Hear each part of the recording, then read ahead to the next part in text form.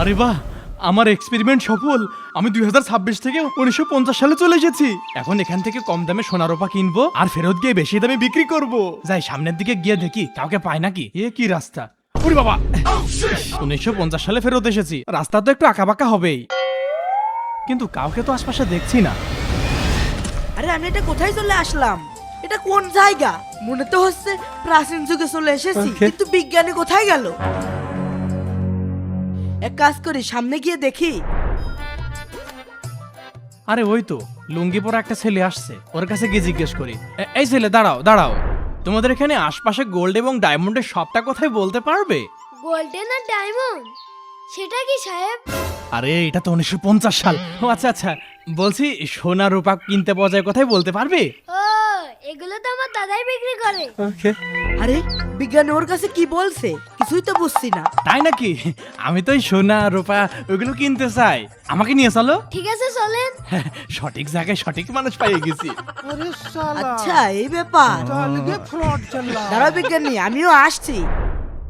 আমার দাদা এলাকার সব থেকে বড় ব্যবসায়ী। এই জন্যই তোমার দাদার কাছে আইছি। সাহেব আসেন, এই যে এই বাড়ি।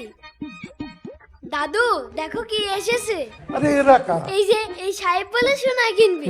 সোনা কিনতে আইছো? সোনার দাম কত জানো? 5 টাকা ভরি। কিনতে পারবা না? টাকা আছে? আচ্ছা টাকা আছে, আপনাকে 5 টাকা ভরেই দেবো, আপনি নিয়ে আসেন। এবনি যা, ঘরের টুপলাটা নিয়ে আয়। আচ্ছা ঠিক আছে দাদু। বাপরে বাপ, টুপলার ভিতরে রাখে, অনেক মালদার পাটি মনে হচ্ছে। এই না দাদু। এই দেখো, এই দাঁড়াও, কি হলো? আগে টাকা দাও। সমস্যা নেই, টাকা দিচ্ছি। আরে ওই তো বিজ্ঞানী, কি করছে এটা কি? এই নেন আপনার টাকা। এই নাও 100 ভরি সোনা। আরে এ তো একদম আসল সোনা। আরে মাশাআল্লাহ, চকচক করছে। হ্যাঁ, খাঁটি সোনা। 500 টাকায় কিনে নিয়ে গিয়ে 5 কোটিতে বিক্রি করবো। চাচা আমি আবার আসবো না। হ্যাঁ হ্যাঁ, আবার আসবা। ঠিক আছে, চলে গেলাম। আর তাড়াতাড়ি লুকিয়ে পড়ি। দাঁড়াও বিজ্ঞানী, আমিও সোনা কিনতে যাচ্ছি। আমিও বড় লোক হবো। চাচা, কি গো বাবা, চাচা আমিও সোনা কিনতে আসলাম। আজকেও তো খুব ঘন ঘন কাস্টমার আসতেছে। কয় টাকা? 400 টাকা লাগবে। ঠিক আছে, টাকা দাও। এই যে 200 200 400। এ কি নিয়ে আইছো? আমার সাথে চালাকি করতে আইছো? এইসব নোট এখানে চলে না, আমাদের বোকা বানাতে আইছো। হ্যাঁ কিন্তু চাচা ওই বিজ্ঞানী যে 500 টাকা সোনা নিয়ে গেল। এই দেখো, ওই লোক এই 500 টাকার আসল নোট দিয়ে গেছে। আরে বিজ্ঞানী তো খুব চালাক। আসার সময় 1950 সালের টাকা ছাপিয়ে নিয়ে এসেছিল। তাহলে এই ব্যাপার। আমার সাথে সিটারি করতে আইছো? যাও।